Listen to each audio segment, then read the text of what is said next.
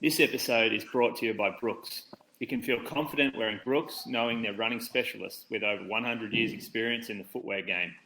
They test runner insights and biomechanics with runners of every size, strength, and experience to develop premium running products so you can run further, faster, and happier.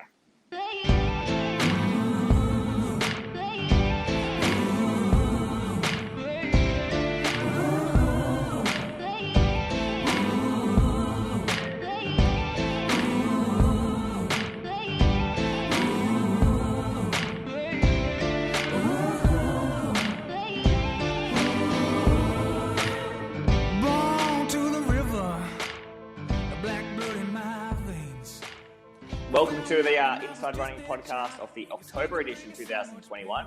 Joined by my co-host, Tom DeCanto up there, the favourite for the Melbourne Marathon coming up in December. How you going over there at Walker Street? I like it. Keep talking it up. Yeah, I'm good.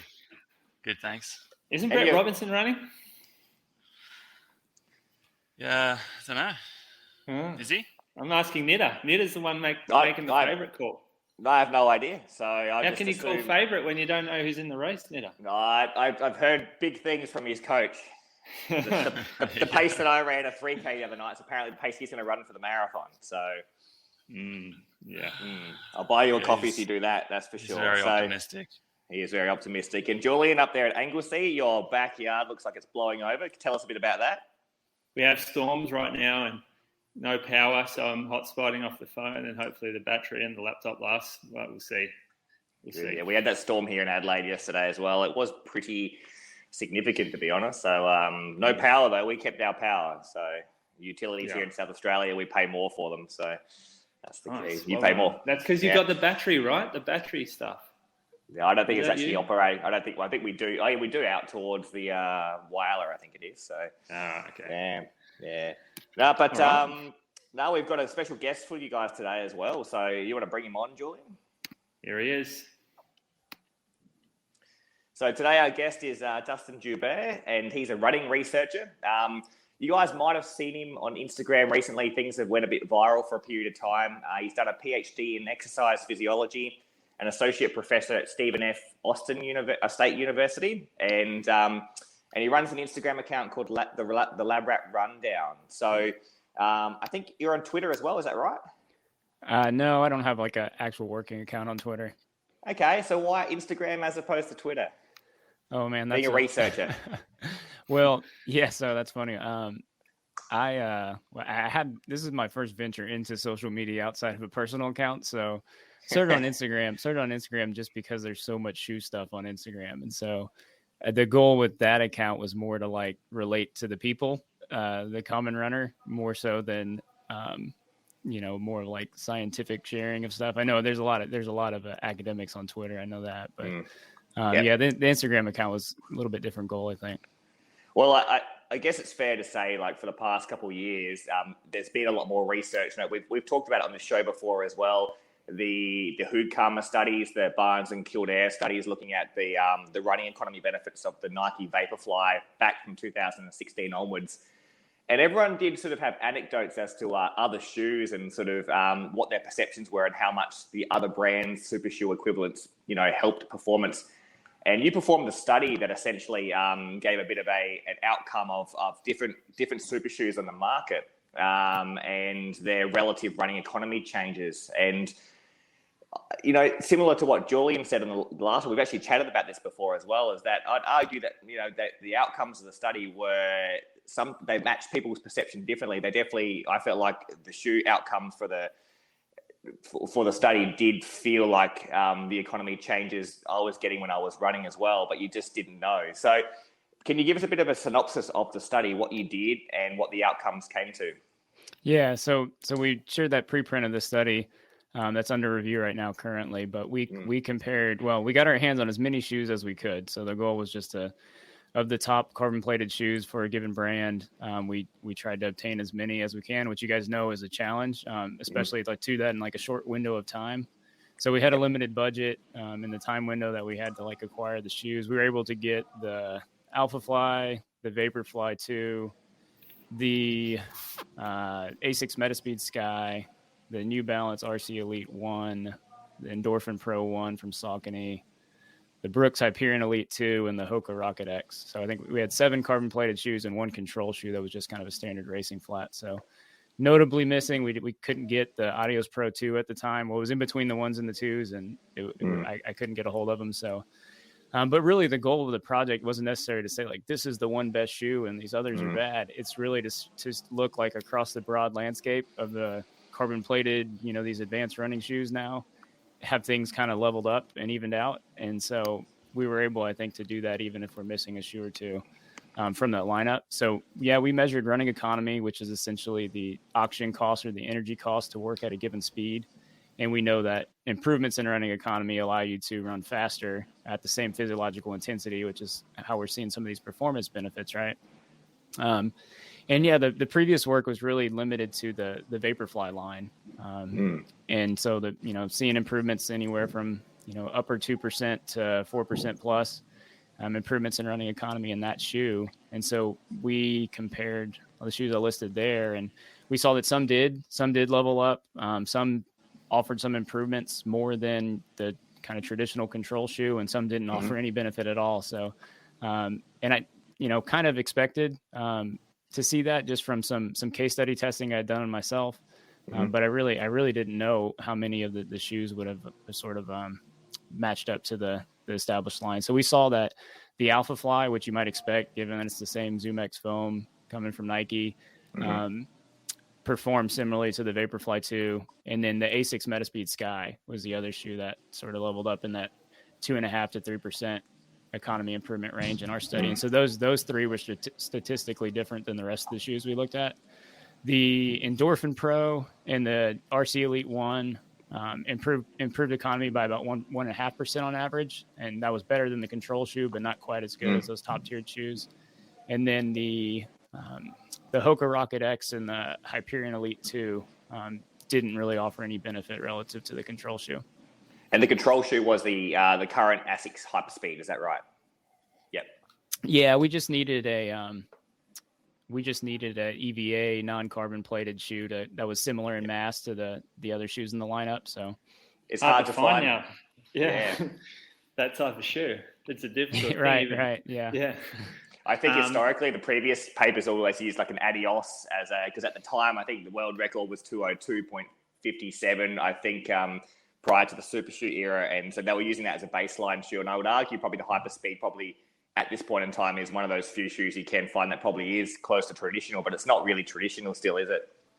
Yeah, and I think, in those previous studies when they were looking at like, okay, this is the new Vaporfly shoe, let's compare it to the other best marathon racing option out there. That made sense, right? With this, it was like, okay, that's not even really in consideration anymore. And so we just needed a shoe that was similar in mass. That's a challenge with, we opted for more of like external ecological validity to say, like, what's the best shoe of what's out there? And some of the previous studies have like tried to mass match the shoes. But that doesn't make a lot of sense to me to like try to mass match the Alpha Fly and the Vaporfly because you don't have that decision on race day, right? So when we look for a control shoe, I really just wanted something that was kind of in between all of the shoes in the lineup, which the shoes in the lineup are pretty small range in terms of weight. Dustin, how many runners did you get to test each shoe? So how many people were in the study testing them out that you got an average from, or was it just one? No, so we had 12 competitive runners. The qualification criteria for the study was sub 1730 5K. So not elite runners, but competitive age groupers. The speed that we tested at was 16 kilometers per hour, which is, corresponds to that's 6-minute mile pace. You guys can do the kilometer conversion for me. So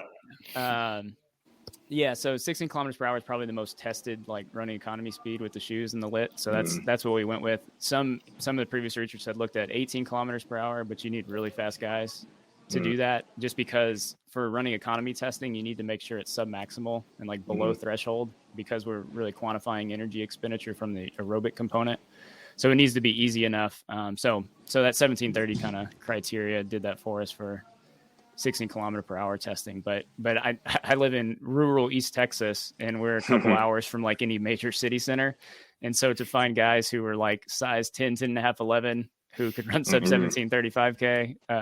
It was the summertime, so the university cross country kids weren't even really around, so it was a challenge. Most of our subjects traveled a good 180 plus miles round trip to come to each study visit. So wow. So yeah, we tested them each on 2 occasions. So on each visit they tested every shoe in a random order, and then they came back on a second visit and tested the shoes in the opposite order, and then we took the averages to kind of limit any sequence effect with that, and then that's the comparisons we made.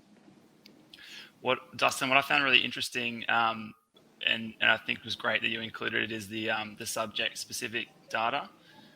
So in the paper, there's a really nice graph, and you can see how each individual, so the 12 subjects, you can see how they responded to each one of those shoes. I think more studies should do that. That was quite interesting. So if any listeners are sort of, I think we can put a link to it, possibly that preprint of yours, but because obviously the alpha came out on top, but there were some runners, and I'm gonna cry because I don't feel like I personally respond to the alpha, but obviously that kind of was the highest percentage gains on average, but there were some runners. I think there was about 5 in your study that were actually better in the Vaporfly as opposed to the Alphafly. Yeah. When we look at statistical conclusions, there wasn't any difference between the Vaporfly, Alphafly, or Metaspeed Sky. And then on the individual level, those were really the top 3 shoes for everyone. Now, which of those 3 was like the top shoe, that varied. And that, that goes to individual preference, still matters to some extent, right? It's not like we're disregarding personal comfort and how much you like a shoe. But some of it's hard because, there are runners who maybe didn't like the Vaporfly, but that was their best shoe economically or something, right? On the individual level, people weren't really that great at predicting what shoe they were most economical in. And yeah, the Vaporfly Alphafly thing is intriguing to me for some follow-up stuff, potentially, just because we see some of the biggest responders in the Alphafly, but you also see some people who like really don't like that shoe, like you described, and maybe were poor responders. So there's more variability in the response to that specific shoe, whereas like the Vaporfly is a much more consistent shoe in terms of responses. But like, yeah, we didn't have any like 4% plus economy improvements in the Vaporfly, I don't think, but we had 3 or 4 guys do that in the Alphafly. So, Dustin, did you take any other data to run alongside the economy? Like, did you take any RPE data to measure whether people found the shoe easier to move in, or did you take any comfort scales at all to see if people preferred one shoe over another as well? Yeah. So during the actual testing, I tried to avoid asking them any kind of subjective stuff, but at the end of the testing, prior to giving them any of their economy data, we did take some survey data to try to get at this idea of like, one, would their shoe preference for like racing a 5K or racing a marathon actually match up with the shoe that was most economical for them. And so we saw like on the group level, there was a pretty good correlation between like the economy rankings for the shoes and people's preference to race a marathon. They were a little bit more accurate in their like shoe selection there when they thought about marathon racing as opposed to 5K racing, which I think probably deals with like the shoe mass issue. People just kind of gravitate towards the lighter shoe. And we also had them rate things like how soft the shoe was, how much energy return they thought it had, some subjective things that tended to correlate a little bit. I think given that all the shoes had a carbon plate and among the experimental shoes, like their rigidity or stiffness rating didn't really correlate well with like the economy benefits.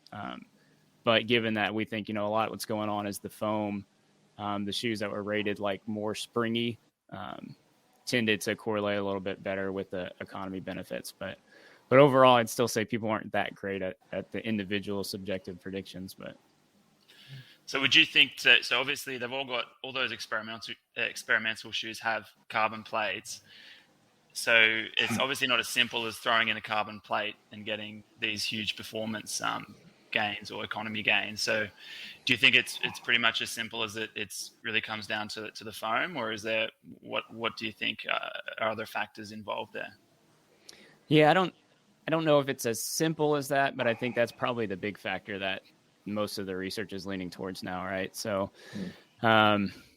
there's been some reviews on just carbon plated longitudinal bending stiffness stuff in general, and it's kind of equivocal to findings there.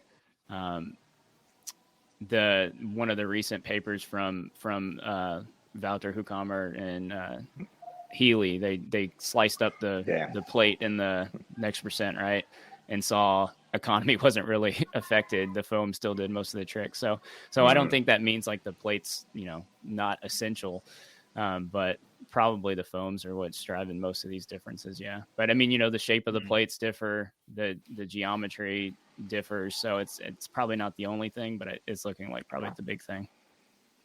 Dustin, I once talked to the VP of innovation at Nike. We had a lucky meeting with him, and he talked about how they tested each Nike shoe for their top athletes, and some of them decided more on feel, and some of the science-based athletes decided on what sort of economy benefit they got.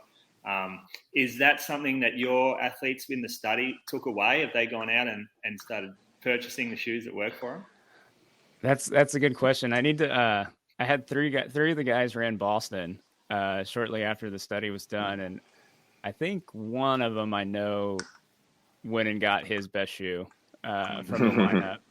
But yeah, a lot goes into that. And the thing with the economy stuff, it's like if you're only like 0.5% better in one shoe versus another, that's probably like fairly negligible, right? When you start getting like 1% plus for same day testing, 1% plus probably starts to be more real. 2% plus definitely.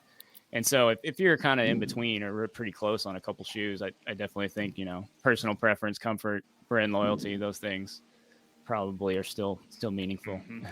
Yeah. But I think we had some stubborn ones too that are pretty loyal to maybe some brands that But it's crazy. We've got this era of running shoes right now where people are really interested in how different the shoes can make them perform. Like we're in this real performance aspect of footwear innovation, even for recreational runners. So in saying that, going back in retrospect, what your background in running and research background, what led you to sort of take up this research into to footwear and running economy currently?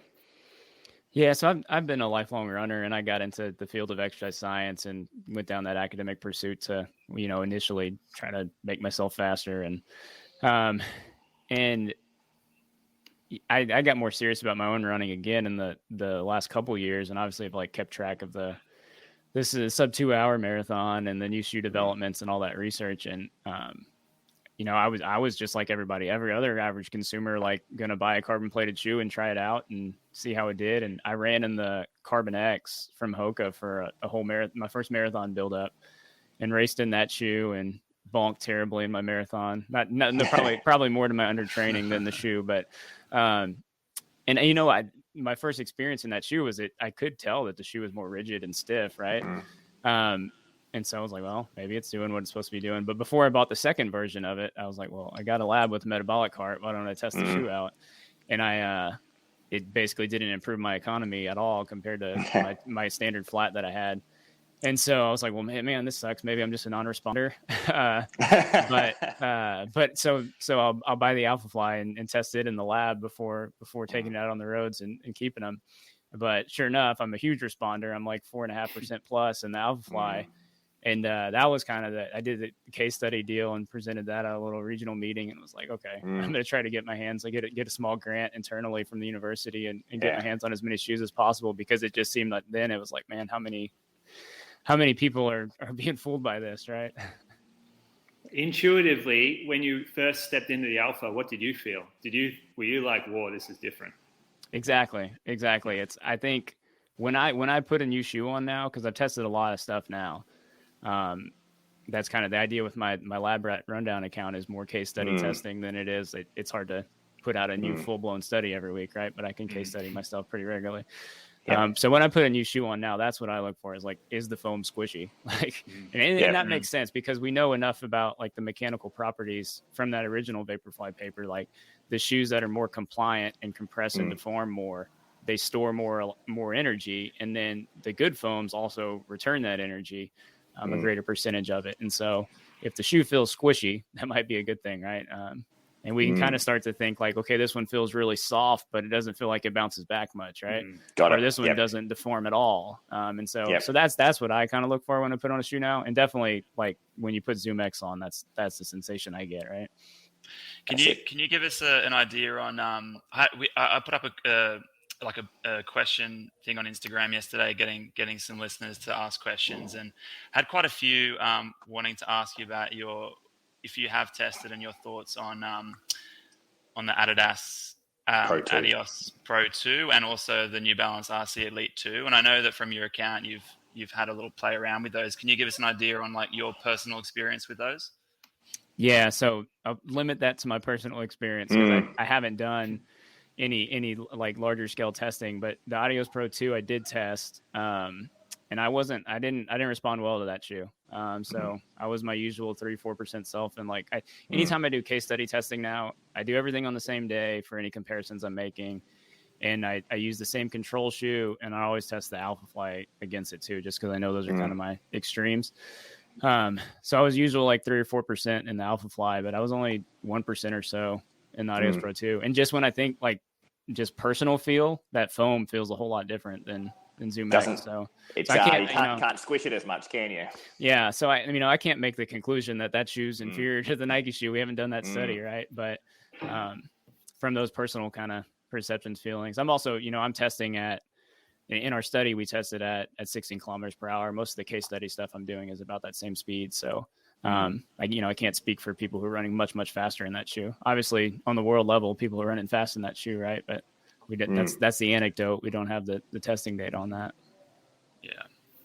And the New Balance, I saw you put it up on Instagram that you have it. Have you had a crack at it? Because one of our friends of the show, Ali, she's a New Balance sponsored athlete. And when the new one came out, I was like, immediately we're like, okay, game changer compared to the V1. I have it in my closet. My teaching responsibilities got the best of me this week, so I haven't got on the Met cart. So I think looking at the timeline, I think Monday I'll get on the Met cart with it. So all right, follow the page. So yeah, we'll see. If I stick with my kind of theory on the foams, same foam, a little bit more of it. I don't know. I don't know if we'll see much difference, but it'd be interesting.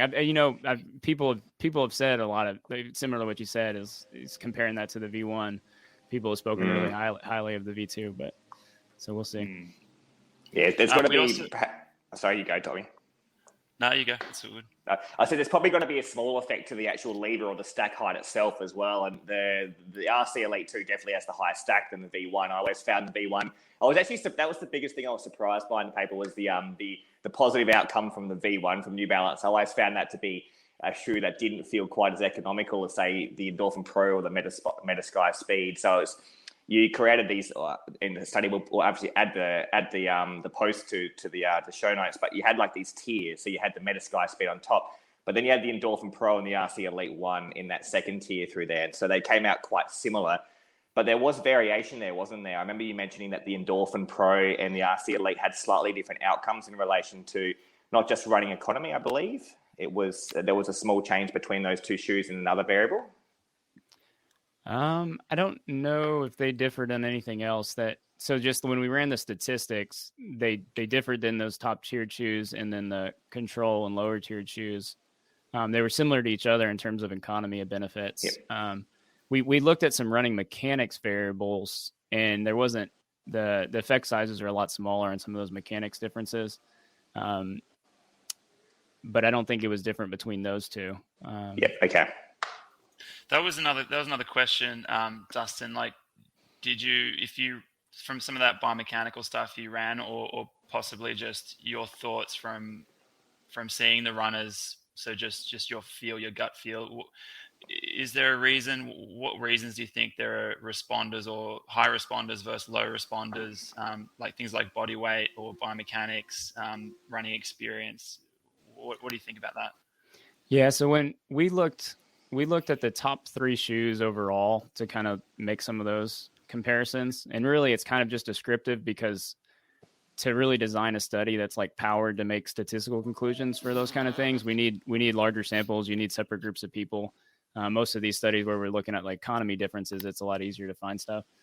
But we did see that like the top half of responders to those top 3 shoes that responded more in like the 3.5% plus range, they were less economical to begin with, which would kind of make sense. They've got more room to gain, right? More margin to gain.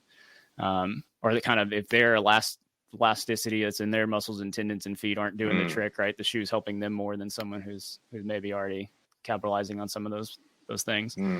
But they mechanically they differed too. Just on a descriptive level, like observationally, we see they had the people who were bigger responders, who were less economical to begin with, also tended to be the slower cadence folks, a little more vertical oscillation, longer stride length, right? And so, but it's kind of, are those things the reason they're less economical to begin with? Or are those things the characteristics that help them respond more in the shoe, right?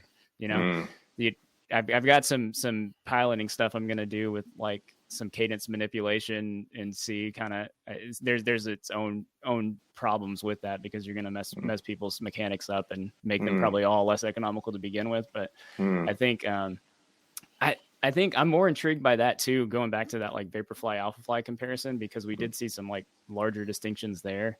Some of like the stronger correlations between like vertical oscillation increases and responsiveness to the Alphafly look a little bit stronger than for some of the other shoes. I'm not a biomechanist. I'm an exercise physiologist. So anytime we get like too much into the nitty gritty of mechanics, I'm out of my lane a little bit. But it seems like if you're not really like loading up all that extra foam, then maybe you're not getting like the full benefit from it, right? So it does make some sense to me that like, larger runners, faster speeds, you're going to have more ground reaction force, but slower cadence, more oscillation. That makes some sense to me. And I think the guys who were like really low responders to the Alphafly were like the 185 plus cadence guys at that pace. And it's almost, you can almost like see that they like resist the bounce, resist riding the shoe. Yeah. Like if y'all run in that shoe, you feel like if you like ride the bounce a little bit, it just kind of feels right, huh? I literally felt that when I was running in it, that it wasn't letting me maintain. I prefer a quicker cadence, and it just didn't feel like it was letting me do that. It's probably part of the reason I didn't enjoy running it as much as the Vapor. Yeah. Dustin, I have a retail store, and we've been in lockdown for a long time, where we've done a lot of phone consults, that kind of thing, and we have customers interested in super shoes. And just from experience, like we see a real correlation to your study in terms of who enjoys Alphafly versus Vaporfly, and the safer decision to go for the Vaporfly for someone who can't get in store and try them on. We like the way that I've described it to customers is Alphafly is either you really love it or you don't really enjoy running in it at all. And the Vaporfly is everyone pretty much enjoys running in that shoe. So it's funny that your study came out on a similar level like that. Yeah, and it makes a lot of sense. I mean, the Alphafly is just a wonkier shoe, right? Like it's gonna be kind of more bothersome to some people, I think, right? The other question I had, and we get it a lot, is in your opinion, does say a 3.5 to 4.5, 5 hour marathoner, will they benefit from wearing a shoe like this? Yeah, so we're doing that study right now. Actually, we've got about 7 people through already, and I just got women's shoes, so now we're adding women to that comparison. But we're testing all of the Vaporfly lit. Previously is pretty much 14 to 18 kilometers per hour. There's one study that tested at some like relative speeds that was slower paces, but their point of comparison differed. It was like compared to really, really lightweight flat or their own like trainer shoe. So I have more trouble like kind of interpreting that. But in terms of like similarly controlled study as the previous ones we've talked about, we're testing at 10 and 12 kilometers per hour, which would be relevant to your like 3:30 to 4:15 marathon runner. Because I think that's a lot of the questions I have are kind of like how people spend their money and like how the consumer running market is like approaching things, right? And so, that one will be interesting. From my preliminary data and kind of working hypothesis, I think we'll probably see a smaller magnitude of economy improvements. but maybe still some benefits. The interesting thing is like how you translate economy to actual performance time improvements kind of depends on the pace too. And we know more about that already. Like if you improve economy by 4%, but you're racing at really fast speeds, that doesn't necessarily translate to 4% faster running times because wind resistance is part of that, like the extra work to run at faster speeds. And so that might only translate to, 2.5% performance times improvements for 230 marathon runners and faster. There's some calculators out there that can help predict that. But like at slower speeds, that's more of a 1-to-1 ratio. So you might get more of that whatever percent improvement economy benefit you get, but we just don't really know the magnitude of the economy benefit you get yet at the slower speeds in those shoes. And just sorry, one you more. Go. Have you sort of seen in your own research or like as your opinion on the possible negatives to wearing a shoe like this for an athlete, not in terms of sort of longer term use, but on the day, like the instability issues or anything like that? Is there something that's popped up? It's not something I've studied or really tried to look into. I try to stay in my lane, and that's not injury stuff and it's not mechanic stuff. So yeah. Okay, fair. Yeah. We all have an opinion, hypothesis, and all that here in this podcast. We're all out of our lane all the time. So, you mentioned briefly there your next study will be female specific. Can you give us a bit of an outline of what that study is going to look like, and a bit of a hypothesis of what you think the outcome may be? Yeah, so it's this one we're testing at 10 and 12 kilometers per hour, comparing, just sticking with the established Vaporfly line initially. And I had the men's shoes already, so we just got some crowdfunding to actually purchase the women's shoes. So we're looking at men and women. I don't know if I expect big differences between men and women. I think I expect the magnitude of like the economy improvements to be smaller compared to some of the previous stuff we've seen versus faster speeds. But yeah, it'll be interesting to see. I think if we go on this idea of like loading the foam less, you're going to do that. You're not going to do that as much at slower speeds, right? Load the foam up as much. And so body weight would matter too. So mass, and then mechanics can differ between men and women, obviously too. So I would say in the Barnes and Kilding Vaporfly study, they did include men and women, and they saw similar improvements in economy they tested the women, I think, in that one at like 14 to 16 kilometers per hour. I might just have one more question before we wrap up the chat on this this study that is all the stuff you're doing, which is really interesting. But I just wanted to know, someone also asked me about, or I get asked all the time about the durability of these shoes. And I know you've got a bit of personal data on, I think it's the Alphafly. You're sort of looking into how long those economy gains are lasting as the shoe wears. Can you give us a bit of a insight into that? Yeah. So back to the idea of how we spend our money on shoes, right? It's like, when do I need to replace my Zoom X? So yeah, I've accumulated some miles in my personal pair of the Alphaflies, and so I was able to compare them just in a case study format to a fresh pair that we had for the study. And I did that at like 200 kilometers, 125 miles or so on my old pair, and they. Sorry, office phone's ringing. They perform. I was 4% better in economy in both the new and the old pair on the same day that I tested them. So that was nice. So if you got a 200K, bad news for retail, Julian. That bit's getting cut. Bad question. I mean, obviously. I mean, people have sent me like pictures of like how torn up their shoes are after 30 kilometers, and they're all angry. And I'm like, well, so like my outsole wear is not destroyed, so then my foam is probably protected, right? Well, Tommy, you got 900 Ks out of a Vaporfly, didn't you? Oh, don't bring that up again. It really angers Julian. It really angers him. Don't bring that up. Richest bloke on the show won't buy new shoes. So I think by December I'll probably have closer to like 400K on that shoe. So I'll do that comparison again with our fresh pair. 400 will be interesting to see. That you might see a dip after 400. Fantastic. Hey, Dustin, have you got another 15 minutes available? We thought what we do on this podcast, we normally talk about our weeks of what shoes we've been running in this past month or so. We thought because you're a keen runner, you might be keen to join that part as well. We just discussed our training for the last month and what shoes we've been wearing doing it. You keen to stick around? Absolutely. All right. So, Tommy, you go ahead. You're training for the marathon. You're running over the 100-mile weeks. You give us a rundown. What shoes you've been wearing?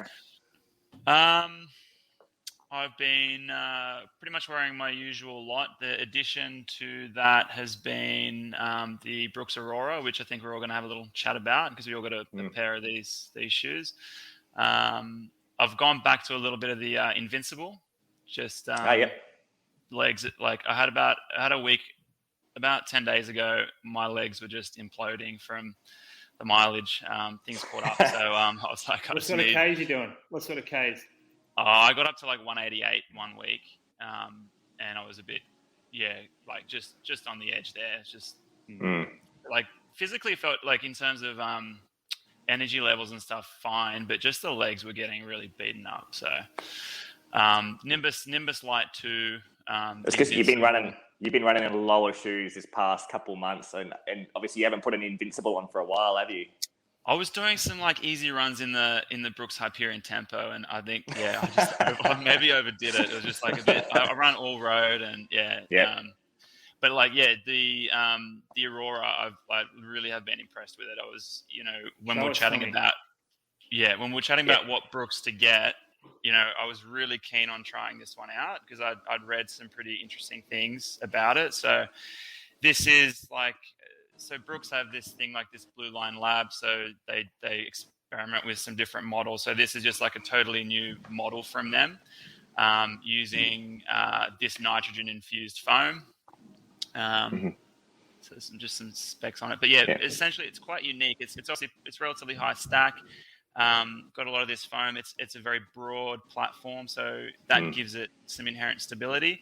The interesting thing about it is this, which we chatted about, is this segmentation of the rear foot to the forefoot. So the shoe, when you look at the longitudinal bending, it bends in a very odd spot. So you do not normally see shoes bending like that where it bends. So that's one thing. But then also because it's completely segmented there, the torsional stiffness is low. So some shoes you go to bend and it's like quite stiff. Obviously this one is really low stiffness. It just bends. So it's pretty interesting. Like I actually find that, and I don't know what you guys think about it, but I think this is a thing that I like. I think I like the fact that it does that because as I hit sort of that aspect of the shoe, kind of like rear foot to midfoot, it just feels more fluid. Like I feel like that potentially that less stiffness makes it feel a smoother transition. I do know, like in the past, like wearing some of those traditional like Asics, like the GT 2000 and the Asics Pursue, which have like more of a traditional plastic shank, which is like has like high torsional stiffness. It feels slappy, and I reckon that shoes that are really stiff and you can't twist, to me, it correlates with like this feeling of like a real slappy ride. I didn't get that in the Aurora. It just felt smooth, felt stable, like. No, a big fan. Like I've been really enjoying running in that. Tom, do you think it's the stiffness that creates the slappiness, or the actual trustic that they've used in a lot of their shoes? Because there are some stiff shoes that I mean, I felt similar about the old style Asics, but then I've put on stiff shoes like the Glide Ride and some of the like even the plated shoes that are very stiff, but they don't feel slappy. I reckon that's to do with the softness of the foam. I reckon if you've got a real soft foam, it kind of the compression, the non-uniform compression of a very soft foam, I reckon takes away that feeling of stiffness. So it almost acts like it has more torsional flexibility because the foam is so soft.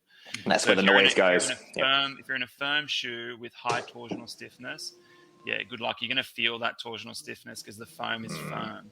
Doesn't that sound horrible right there? Yeah. Firm shoe, stiff. No, not a With good no combo. rocker. I think if it's going to be stiff, you need a soft foam. Yeah, so I think that's how like all these carbon plated shoes get away with it not feeling slappy, is because the foam is soft and compliant. Mm-hmm. That's my Okay. thought anyway. Julian, what are your thoughts on the Aurora? So it's the first time I've put on a shoe with nitrogen infused foam. How have you found it? You're not normally a man for non-torsional stiffness. Yeah, my body likes a bit of stiffness, especially my plantar fascia, and also my Achilles tends to like a stiffer, firmer shoe. But the Brooks immediately, like the foam underfoot feels good. This is new for Brooks. Even within their Hyperion range, I found like when I've put them on, they felt like they bottom out quite a bit. But their traditional foams, like their Ghost, Adrenaline range, Glycerin, they've got a lot of guts to them, but not a lot of that bouncy, poppy, springy feel. So the Aurora, to me, like before I'd even tried it, I had in my mind I would compare it to the Nike Invincible, just because we were talking about that type of foam and a lot of it. The foam does probably not. It doesn't feel as bouncy. I don't think any foam feels as bouncy as the ZoomX. But Duncan's backed us up on that one. But it felt light to me. It felt like quite a low drop. It was a little snug.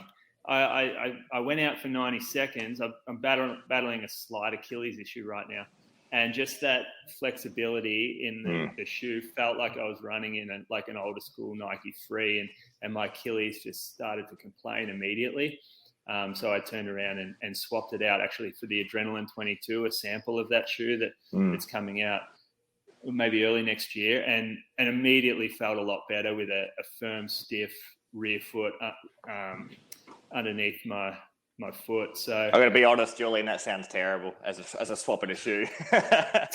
Look, it felt like honestly felt like a brick for the first 2 or 3 minutes after having the Aurora on. I'm like, oh, this is a savagely boring shoe. But within 5 minutes, I'm like, oh, gee, the body actually likes this. And I can get this 7K run done with way less pain and way less worry. And especially as I fatigue late and I start landing a little sloppier and maybe more through the rear foot, that I actually appreciate more stiffness and a firmer foam back there. So I was glad I swapped. And now I haven't really... I did one more run in it, and I had a very sore Achilles that afternoon. So for me, that sort of flexibility back wherever it is, it's not working for me and my niggles. But Adrenaline 22, is something I'm going back to. And I mean, it's a dad shoe, but that's what I am now. Yeah, it's true. Dustin, have you had any experience with like running into the nitrogen infused midsoles at all? I know a few brands have done that historically. I think Skechers may have done that as well. Puma, maybe? Puma, yep. So I'm actually not a shoe geek. I'm pretty boring. I'm pretty boring when it comes to like my everyday running shoe, right? So I've geeked out on the performance and on the racing line. I have tested the Puma DV8 Nitro Elite. Oh yeah. In my case study testing. The Doctors of Running guys were nice enough to send me a pair of those to try out. And so I'm not. Is that one of the nitrogen infused foams? I'm not. I think it is. I'm yeah, not even sure. Yeah, I think so. Yeah. It's so hard to keep track of exactly like what the proprietary foam names are and what the base material is versus what they do to it afterwards. I've kind of just like gone on feel of it. I did like that foam, but that's like a pretty petite shoe compared to how much stack is in the Alpha Fly. So I'd be interested to see how that shoe feels with more foam. But no, I'm boring when it comes to everyday trainer. If something works for me, I stay in it for years. The only thing I ever really care about, I've had long-term Achilles insertional tendonitis issues and had one Haglund surgery already, and I'm trying to keep the other foot from not needing it. And so all I ever care about is the heel counter in a shoe. Yeah. What are you running in? Yeah, what's the one? I'm on like my fourth pair of the New Balance 1080 V10s. I think Running Warehouse finally is out of the V10 though. I'm gonna have to pay more for the 11s. So although I've heard people tell me the 11s they changed the heel, so I'm worried. Yeah. That 10 was a nice shoe. The 11 is hit or miss, kind of like an Alpha Fly in terms of that heel counter. Some people adore it, but then there's others that like I'm the same. I can't get it right for my the shape of my Achilles is wrong for that heel cam. I'd be careful with Haglund's and that. Yeah. That heel cup. Yeah. Yep. Be careful. Yep. Do you put a heel raise into most of your shoes then to manage it, or you just? No, it's more. No. It's less about like, because I wear like basically like zero shoes, my walk around shoes. It's more of like just pressure. Once it gets irritated, the pressure. Once it gets irritated on the back, it can set it off, and so and it's just a subtle random thing. But I don't know, the way the tins are, at least are like bowed out and the kind of softer dimple in them has worked well for me. But well, I reckon the Brooks Aurora, like, I was really glad Brooks sent this shoe through. I think Tommy was the first person to bring it up and say, can we potentially get a hold of this shoe? And I've worn it for maybe 200Ks already in this month. I've worn it for more than any other shoe. And we were doing some comparisons with just the Nike Infinity at the time as well. Like Tommy and Julian haven't been massive fans of the Infinity. I think Julian's been okay with it. I loved it. This shoe I found to be a nice change. I've gone from wearing the Invincible and even the Hoka Clifton recently as well. But to have a shoe that's probably a little bit lower stack than those shoes, maybe similar stack at the rear. But I find it much more responsive. It's a poppy shoe. The nitrogen foam is relatively stable. And I definitely find this feels more like a shoe I can run fast in. So I've done a workout at about sort of tempo pace, and it responded fantastically. And I've done a long run, which they sort of, I think I'm a bit over wearing an Invincible, where you get to the end of a long run of, say, 75 to 90 minutes, and it starts to feel like it bottoms out and doesn't return much. But this shoe sort of keeps going the whole time. So I think there's a place for the nitrogen-infused foams as a training shoe, for sure. And I reckon at slow paces, pickup runs, it's a pretty versatile sort of shoe. I think that's probably the only problem with this particular shoe. I don't know exactly where to place it. I think it could be used for pretty much anything, but it is a concept shoe, I'm assuming, Julian, isn't it? Like they're testing the foam out, perhaps maybe to see if the foam is going to be applicable to future models of the Brooks line. Yeah, and we're going to see it come through in their mainstream models. So that's something really exciting. I mean, I don't know whether I mentioned, but there's just extreme delays on factory production now coming out of Vietnam. And we're not going to see some of these new range until mid next year, when they were actually due at the start of the year. So one of those models was the Glycerin 20, and we were really psyched for that. We're just going to have to put it on pause for a little bit, but that's going to get some of this foam. And I mean, anytime you tweak a shoe like it's so mainstream, I get excited about with new stuff. Like we saw, even ASICS do it a bit different. They bring out alternates to their mainstream line, like the Nimbus Light, the Kayano Light, and we've had great success with those shoes. And and I think like when New Balance bring out the Fresh Foam X, and they put into their 1080, into their 880, like that's even better, because it means that those who are really loyal to a traditional shoe get to experience some of that fun stuff. Yeah, the midsole of this shoe's a winner. I think if it goes into other Brooks lines, they'll do really, really well with it.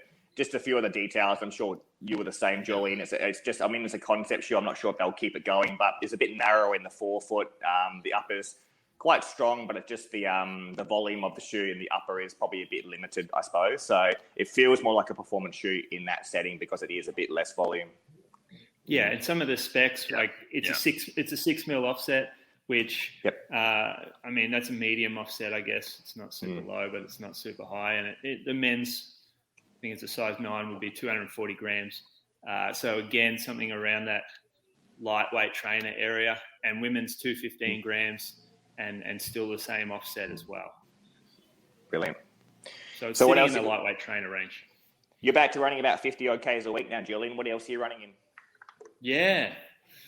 So I'm just starting to get back from this knee surgery, and I've had some niggles creep in, like osteitis pubis, and that's come back. I've got this Achilles thing that I'm like it's manageable. I don't really feel it when I run too much, except for when I wear that Aurora. So I'm wearing the Adrenaline 22, and then also the ASICS Glide Ride 2, which is nearly the perfect shoe for me right now, with a lower offset, so I can run with a little bit more, knee load, hip load for the OP, but still underneath the center of gravity, and the stiffness and the rocker in that shoe really helps my Achilles. I wear the 2E, which gives me more space up front. I love to be able to put a shoe on and just forget that it's on my foot, which a lot of the shoes that I love don't come in wider widths, like the Invincible and the Nimbus Light, those sorts of shoes. So the Glide Ride being a wide is brilliant for me. Yeah. Cool. I think we lost Nidda. Back. Cheers. Sorry, I fell out. That's good, Julian. So I found going back to Tassie I've been here the past 12 days and running over the hills, my OP popped up a little bit as well. But less shoe seems to be a bit more effective when managing that. I found it can load my lower leg a touch more, which has been nice. So that's why I found the Brooks Aurora being a little bit poppier was good compared to the Clifton. So yeah. And Tommy, you've got a 1,500 meter race coming up in preparing for your marathon tonight. Yeah. Tonight. That makes no sense. Yeah, mate. Look at my training leading into my half marathon PB, and I had like 1,500s. I had like 3K time trials, races. Yeah, short stuff's good for me. Yeah. I think it's Dustin. To give a perspective, Tom, I don't know if you know, he's run what did you run 62.5 or 62 low for a half marathon? 62:13, I think it is. Yeah, 62:13, but he hasn't broken 4 minutes for 1,500 yet, so he's running one tonight. I'm going for the sub 4. I'm going for the sub 4 1,500, not sub 4 mile, but sub 4 1,500. I'm going to get it. I reckon you'll run 3:52. No way. I got stitched up as well. The guy that's organising it, he put my seed time down as 3:45, and I'm like, my wildest dreams. My 400 PB is like 59 seconds. Like, you need some victories, Tommy. Yeah. Yeah, no, I know. I've only got dragons. It's all right. Dragons will do. And Dustin, you've tried out the dragon, haven't you? I did actually, because I got one of the guys on the team, the cross country team here, to lend me his, and I tested them. We've got a Woodway treadmill, so you can run in spikes on it. All right. And I tested those against the Alpha Fly, just thinking, because that original Barnes and Kilding paper was making the point that the Vaporfly was probably a good or better alternative than a traditional distance track spike. Probably like 2.5% improvement or so in economy. But that was on the old spikes. Now everybody, I think, has kind of said, okay, Dragonflies must have closed that gap. And then on the world level, right, the 25 millimeter stack height rule kind of rules out the road racing shoes on the track. But I'm curious here, NCAA athletics over here, there's no stack height rules on the track. And so it seems like some of the, I don't know about for a, really fast paced mile, if that's an option, but certainly like 5K, 10K on the track, the higher stack shoe, I would bet for a lot of guys would be a benefit. Yeah. So I was better in the Alpha Fly. The Dragonfly did close the gap quite a bit. I think I was like, 3% economy improvement relative to the control shoe in the Dragonfly and like 4% in the Alpha Fly. So and that was my first time running. I hadn't run in spikes in forever either, but so I would imagine for a lot of people, faster speeds, a Dragonfly might edge out. For me, it was still the shoe, but. Well, I raced a 3K on the track on Wednesday night in the Alpha Fly. So one thing I was saying in that shoe is that I didn't bring anything else with. I had that. I was almost going to wear the Brooks Aurora. So, but I wore the Alpha Fly, and it is a tough shoe to get going at top end paces. But I felt like I could run 72s the whole way, and it felt okay, except for the bends. Did feel like I was falling out the left shoe a little bit going around the bend. So, I'd probably say there's probably a threshold, but someone who's inexperienced like me probably would run as well in the Alpha Fly as I would in the Dragonfly over those distances. But guys like Tommy who are hitting the ground 180 Ks a week consistently probably get a few more economy gains at those faster paces in the Dragonfly, I reckon. Yeah, I wouldn't be surprised. All right. Oh, that's good. Cool. You're good. Well, thanks for joining us, Dustin. That was fantastic. You're definitely a gun in this particular area. It's good to see your passion and personal interest in there as well. And if anyone else wants to follow him on Instagram as well, his page is very active at the moment. And the Lab Rat Rundown is the page, and a lot of his stuff is on there. We'll share it with the show notes for this page so people can jump on there. And so we're always interested to see how the RC Elite goes. There's a lot of questions on that, and obviously the Adios Pro too. So those things, you seem to be able to take the information and make it very applicable to the general population. So that's a really good skill of yours, Dustin. I think people appreciate it. Thanks, guys. Yeah, thanks. You've done really well with that page, Dustin. Thanks for giving us your time. Appreciate it. Enjoyed the chat. Thanks, Dustin. Thanks, mate. Take care. This episode is brought to you by Brooks. You can feel confident wearing Brooks, knowing they're running specialists with over 100 years experience in the footwear game. They test runner insights and biomechanics with runners of every size, strength and experience to develop premium running products so you can run further, faster and happier.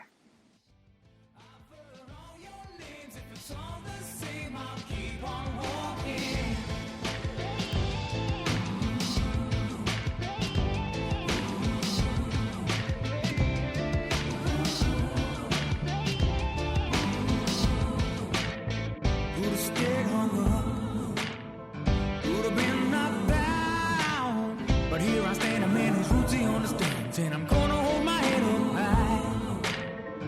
I was taught as a young man, doesn't matter if you're white or black. Just show love to everyone you meet, doesn't matter if it don't come back.